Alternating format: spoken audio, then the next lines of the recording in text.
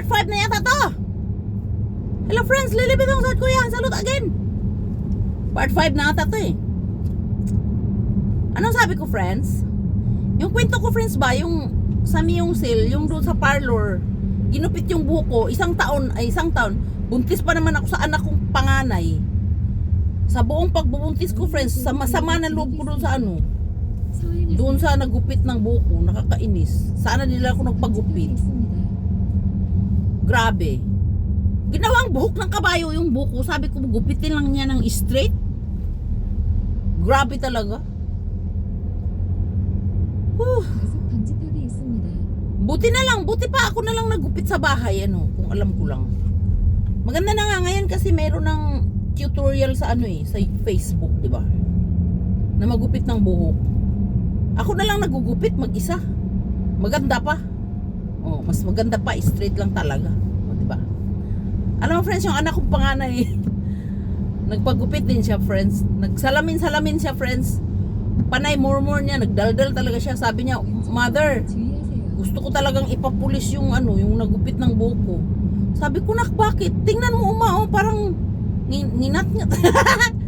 Ninat-ngat lang niya uma yung buhok ko. Umawa talaga ako sa anak ko. Pero tawa naman siya ng tawa. Kabila ng asawa ko, tawa kami ng tawa. Walang niya talaga. Yun talaga pag hindi mo talaga type yung ano, nagugupit, mainis ka talaga sa totoo lang, di ba? Danas na danas ng anak ko. Nag-enjoy ba kayo sa kaulanan? Friends, hindi siya bumagsak ngayon, pero kanina before ako nag-drive, sobrang lakas talaga ng ulan. Ganon siya eh, pabagsak-bagsak ba?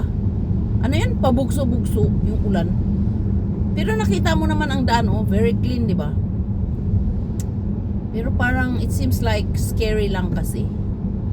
Tumawag ako sa asawa ko, sabi ko, "Apa, parang hindi ko kaya mag-drive. Ang lakas talaga ng ulan, apa." Sobrang nakakatakot talaga eh, no? "Hey! Stay there!" Ito talagang mga car, no? Minsan lulusot, eh, no? Nakakatakot, eh, no? Friends, nandito na tayo sa kabundukan. Iharap ko ba sa taas? Kasi masyado yatang naka-ano sa ano. Para makita nyo ang daan. Habaan ba natin to? Parang hindi yata siya nakaharap, eh, no? Friends, na-feel nyo ba? Very fresh yung mga kahoy. Kasi nakainom sila ng tubig. Oo. May ano pala dito? Oh, may church, oh. Nakita nyo? I don't know what kind of church. Oh, nakita nyo ba yung daan? Ay, yung ano, yung mountain. Very fresh siya, di ba? Habaan natin yung ano, isama ko kayo doon sa kabundukan or 3 minutes lang gusto nyo. Alam mo friends, this place is a nightmare for me. Dito ako talaga nabangga. Dito rin ako na hindi ko na control yung nag-snow ba. And thankfully, nung hindi ko na na-control yung sa snow, wala talagang ano, walang car talaga as in. Kung mayroon, wala talaga. Kaya pala, pag snow time, maraming nadidisgrasya friends. Kasi, kahit ikaw lang yung hindi makakontrol, mababangga mo talaga sila eh. Kasi kahit anong gawin mo, hindi mo talaga makontrol pag snow time na. Pag may black ice. Diyos ko, 3 minutes na naman. Oo friends. Kaya may nightmare talaga sa akin yung snow ba. Lalaban ako ng ulan, wag lang snow. Santapi pa yung car ko noon, malaki yung santapi ko. Bye-bye! Lilibitaw sa ko yan, salot. Nakaharap-harap kasi nandun si Dudong, oh. Teka lang, patayin muna natin. Isus, may kalaban. Masyado ka talagang adik, Lily.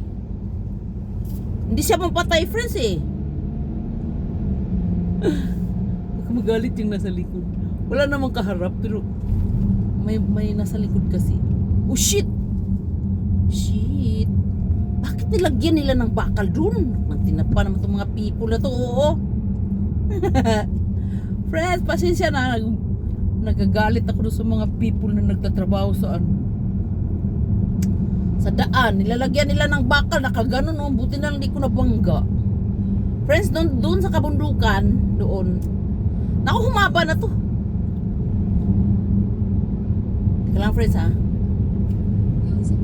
Ayan, oh, maliwanag pala eh, Lily eh. Madilim ka kanina, patingin nga. Hindi, maliwanag ka dito. Pwede natin i-off yan doon sa kabundukan kasi two-way doon eh. Pwede silang, yung nasa likod. Wala namang car sa harap. Yung nasa likod, pwede silang overtake, no? Ipa-overtake natin silang lahat! Okay, mag-overtake na kayo ah. I will give you the way. Yeah! Bye-bye! Hilipin ako sa kuyan, salot! Shit, hindi mapatay na ng tinapa naman. Mauna ka na dong! Parang nag-enjoy din yata siya. Baka nagbablog din siya. Friends! Di ko mapatay yung camera eh. Dapat 3 minutes lang eh, humaba na eh. Ito kasing nasa likod, ayaw muna eh. Sana nakaharap sa inyo no. Muna ka na dito. Chika! Teka lang friends ha, bye-bye.